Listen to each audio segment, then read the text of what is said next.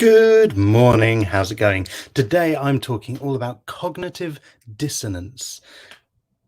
Could argue that technically it's not a cognitive bias, but I think it's well worth covering, and it definitely informs a lot of the cognitive biases that I have been talking about. So hello to everyone who's watching live. Shout out to everyone who's watching on the replay.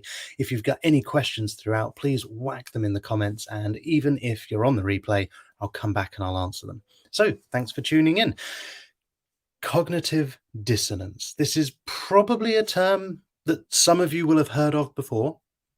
It's quite a commonly used phrase, but what does it really mean and what's it really all about? And for those of you who haven't come across it and heard of it, I'm going to go into a bit of detail to explain what it is, what to look out for with it, and how vital understanding it can be, and also how futile that can sometimes be, because just understanding it doesn't necessarily mean that you can avoid it. Good morning, Ellie Foster. Shout out to Ellie. In fact, in this live, I'm going to be mentioning relationship breakdowns and divorce. So if some of the stuff I'm saying seems really relevant to you, get in touch with Ellie Foster, because she can help make divorces not so costly, and both in terms of your finance and your dignity. So have a chat with Ellie. And hello, Louise. How are you doing? So, cognitive dissonance, right? As we go through life, we have our own interpretation of the world and everything that's happening around us. And it is subjective. So I saw on a Facebook post the other day, someone said something about how they tend not to use emoji, or they're careful with how they use them because they realize that different emoji mean different things to different people, right? And so, someone, for example, maybe someone doesn't really know what the eggplant emoji means, or aubergine if you're actually English. And so they might send that meaning an actual aubergine, but generally speaking, that's not what it normally means. And they said something along the lines of, isn't it odd how the same thing can mean something different to so many different people, and then communication can be completely confused and mixed up as a result. I pointed out it's the same with words. The words that we use, the language that we use, can be misunderstood by other people as well. And maybe that's a slight side topic, but my point is that we really do have a very subjective, personal view of the world and how things are, and what works. And as part of that, we also have a very subjective view about ourselves. So we have beliefs about who we are, what we're good at, what we're not so good at, strengths and weaknesses. And that's okay, right? It's not always going to be entirely accurate. And even if it is accurate for us, that doesn't mean it's always going to be accurate for someone else's opinion of us and their view of us. But when we have a belief about ourselves, we tend to be, or not even necessarily about ourselves, a belief about ourselves, or a belief about life, existence, other people, whatever it might be. When that belief is challenged, it can really make us uncomfortable. It can create this dissonance. So some examples of this. If you tell me I'm rubbish at maths, or I've done some calculations and you tell me I've got it wrong, that's not going to upset me. Not in the slightest. I'm going to go, oh yeah, good job. I'm good with words. I'm much better with words than I am with numbers. Like, I like complicated mathematical problems, so long as you give me a calculator to do the basics with, because it's just not my thing. So if you challenge me and say, no, I don't think you're very good at maths, I'm not going to get bothered about that. That's not going to upset me. But if you tell me I'm a rubbish cook, initially, that's going to evoke a response in me. That's going to make me feel a bit uncomfortable because I'm a damn good cook. Now, don't get me wrong. If I make a mistake in the kitchen, I know I've made a mistake for the most part. And I'll probably find lots of great ways to justify it that involve blaming other people rather than myself. Oh, yeah, I know that that's a bit thicker than it should be, or it's too watery. It's because the blooming oven's rubbish. It's because I was being constantly distracted by someone else or something else going on. It's not really my fault that it went wrong. It's because of other circumstances. Well, yeah, okay, but actually, it still realistically is my fault because I chose to be distracted by those other things, or I let it impact me to the point of not cooking that thing so well. If I burn something because I left it in the oven too long, it's not because of any other reason than I wasn't giving it enough focus and attention to make sure I brought it out on time. Yeah, Ellie can relate to this. I don't know if that's the maths or the bad cooking. um, so, so if someone challenges something that's a core belief of ours, it's uncomfortable to us. And this is what that dissonance is. Basically, our mind says, or our brain goes, this is what we know to be true. And someone goes, shines a light on it and goes, but that's not true. And we go, ugh, right? And the natural thing to do, the easiest thing to do, the default thing for us to do is to go, nah, that evidence wrong. That's the nah. And just ignore it, dismiss it, or find some excuse, some reason other than actually reflecting on something that we can learn and grow from. And actually, if we stop and we think and we recognize that, yeah, I did mess up that dish. And actually, the reason was I did X or didn't do X. We can be more mindful of that next time. We can learn to grow, develop, and improve our skills. So, is that just relevant to a layman in the kitchen? Mm-mm. No, this is relevant to the most highly skilled and capable people, just as much as it is people who are getting things wrong because they're just trying something new. So, for example, surgeons. So here's a real story that happened. There was a surgeon who had latex gloves on and was performing an operation. And the patient very clearly and very quickly had a very clear and severe allergic reaction to the latex of the gloves. The surgeon continued. Someone else in the operating theatre insisted that the surgeon needs to take off his gloves because of the reaction and response that it was getting. The surgeon refused to accept that it would be his error or something he was doing wrong, so he continued. The reaction continued, the problem worsened, the surgeon still wanted to carry on. The other person in the operating room stopped the procedure, insisted that the surgeon remove the gloves, which he did. Then he carried on. Patient got better. Everything was fine. Thankfully, that other person was there, eh? But when later the surgeon was questioned on it, and because of course they investigate and they review these things, the surgeon basically said, "No, I didn't do anything wrong." And the surgeon refused to acknowledge that he was responsible, even after the evidence had been clearly shown. And when the gloves were on, there was a problem, and the gloves were off, there wasn't. But he still refused to admit that it was the gloves that caused the problem. And it sounds to us like we're going, well, that's just arrogant, right? These surgeons, that surgeon especially, clearly very arrogant. But the thing is, it's not about arrogance, because we all do it. Even the kindest, nicest, softest, least confident person will do it. In fact, sometimes if you're lacking confidence, you do it even more, but that's a whole other thing. And it wasn't just this surgeon. All surgeons are shown to exhibit this pattern as they looked into it more. And again, not just surgeons. Here's another great example of how it can work in a group en masse of people with a whole range of different backgrounds and whatnot. There was a cult I think it was in the States, and they believed that the world was going to end in 1952, I think. I don't know. I don't remember dates. It's numbers. I'm words, remember?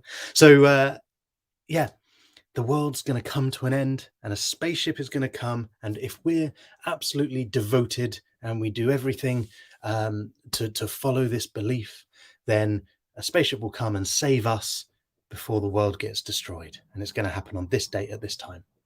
And so this whole cult grew up around it, and people were indoctrinated into it, and they believed it so much so that in the immediate run up to, they sold their houses, they gave everything away, they had no earthly possessions because they didn't need them. The place was, they were going to be there was going to be nothing left, right? So they got rid of everything, devoted themselves completely to this cult. And there is that date. And they're stood in their big meeting room, warehouse thing, waiting and waiting and waiting. And still no sign of a spaceship, still no end of the world. And it gets to some time later, and the leader of the cult comes in and says, I've gone and I've prayed and I've received the news. Excellent news. Because of our absolute devotion, the earth has been saved. We've done it. And so what's more comfortable for you in that situation? If you really genuinely believed and you'd put your all into this belief, is it easier for you to go, well, I was wrong then. Oops, I gave up everything in the world for something that was just made up. Oh, don't I feel stupid? Is that easier? Or is it easier to go, yes, I was that good and wonderful and virtuous and determined and strong in my beliefs that I've saved the world? We'd all love to be the hero in that story, wouldn't we? And if you've really thrown your all into everything, I think you'd probably make the same choice. And maybe there's some of you stood there thinking, I wouldn't make that choice. If you were indoctrinated into a cult, you would. They all did. Because that's how strong their belief was. If our beliefs are strong enough, we will go out of our way to do anything to find and justify why they're right and everything else is wrong. And that's simply what cognitive dissonance is. And that leads on to a whole load of other biases, which I talk about in the series. So do check out. The easiest way is if you go to YouTube, there's a whole playlist full of them. Subscribe and like while you're on there. And these, so confirmation bias, which I actually haven't done a video on yet. So that'll be one coming up soon. Confirmation bias is very much about accepting evidence that supports you and discarding evidence that doesn't. And all of these things stem from this dissonance, this discomfort, not wanting to believe that we're wrong or fallible if it's something that we have a strong belief in. I said I would mention relationships. Here's a great example. At the start of a relationship, your partner's perfect, right? Everything about them is just wonderful. Later in that relationship, if things begin to fall apart, if there's cracks at the seams, if there's problems, you notice the things that you hate. You notice those things that really annoy you about your partner. They just breathe too loud. They blink too loud. How is it possible to eat soup so loud? And you start to only notice the things that really bug you. Whereas at the start, you were blind to them and only noticing the things that you see as perfection. Dissonance plays a part in this as well, particularly when it gets to the point of divorce and you find some people get really bitter, and it's almost like they've had a lobotomy and they can't remember or recall any nice times with their partner. And all they can do is talk about how horrible that person is, and they don't know how they could ever have been with that person, and everything's just hideous. Well, is it really possible for them to have forgotten all of that stuff? Yes, it is, actually. They pretty much do forget all of that stuff. Why? Because it doesn't support and tie in with what they believe now and with what they want now. And so it's really easy to scan back and remember all of the things that support that belief that they currently hold, which is, I need to get out of this relationship for whatever reason. If they could take the time to stop and reflect back and remember some of the good stuff too, they could still go through with the divorce. They could still recognize that it's what they want and it's for the best.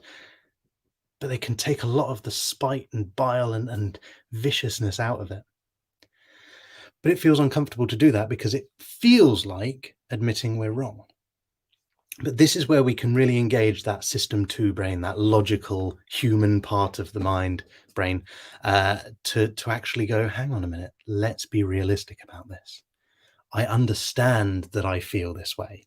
I understand what this cognitive dissonance and where it comes from and what it's about, but I don't need to be a victim of it. I don't need to be a slave to it. I can recognize it for what it is and be bigger than that.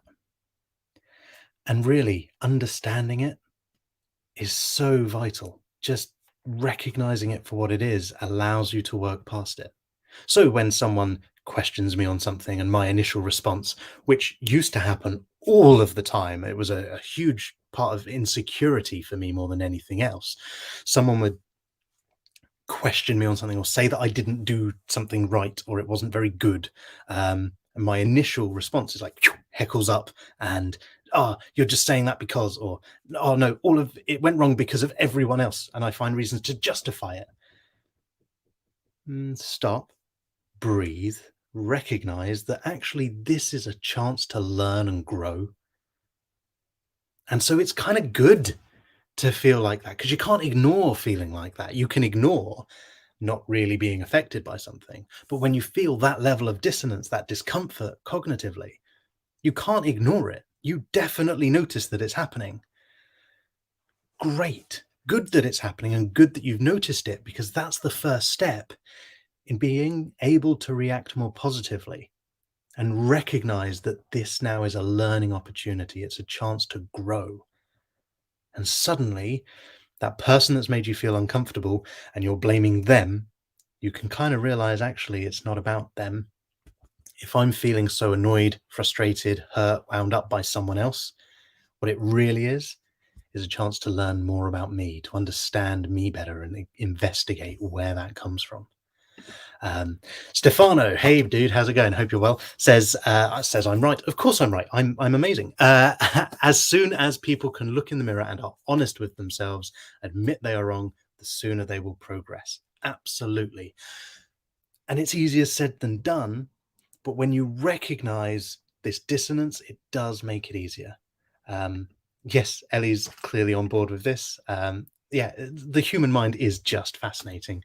And Anna, thank you for watching, and thanks for the feedback. So, to put it more simply and summarize, cognitive dissonance is a mental discomfort, basically, which occurs when one of our core beliefs or expectations becomes challenged. And often that's a belief about ourselves or our abilities, but not always. You know, it can be about other external beliefs. Religion is a good one. Let's not go down that route, eh? And the impact of that can be huge discomfort, and it can lead to arguments and further discourse, or it can lead to being an opportunity for you to reflect, learn, and grow, or even just understand more about yourself. So embrace the opportunity, use it to your advantage. And if you want to know more about the other biases that then informs and that lead on from that, check out the rest of my videos. Please do. If you're enjoying this and you think someone else could benefit from hearing it, share it. Subscribe to my YouTube channel, get the word out there and help other people to understand themselves better too, because that's the whole reason I do this series, is just to help shine a bit of a light on how we think and how us humans work. So any help that you could give in spreading the word and helping more people with it, I'd really appreciate it. And one last thing while I've got all of your attention. Ellie's already shared and subscribed. Winner. Thanks, Ellie. And one last thing while I've got all of your attention. Do you struggle to sleep, or do you know someone who struggles to sleep? Chances are you probably do. Apparently it's 73% of the adult UK population. That said, it's probably more since the whole lockdown thing. Well, I kind of by accident became a bit of a sleep expert, and I've done a few webinars in various places for different platforms, different organizations.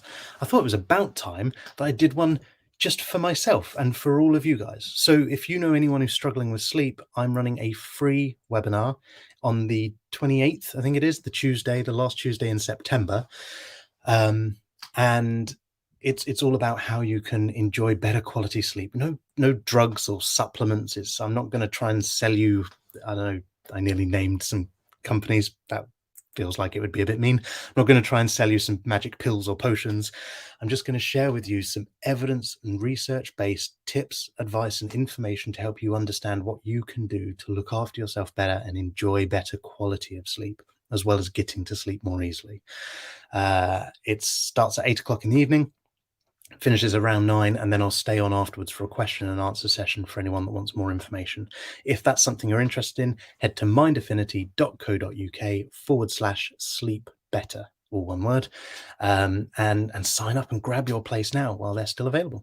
So thanks everyone for tuning in. Have an awesome rest of the day. Enjoy the rest of your week. And as always, if you've got any thoughts of other biases or other things about the human mind that you'd like to understand, get in touch, drop me a message or an email, and who knows, maybe I'll even cover them in another video like this. So thanks everyone for tuning in, and have an awesome day. Bye.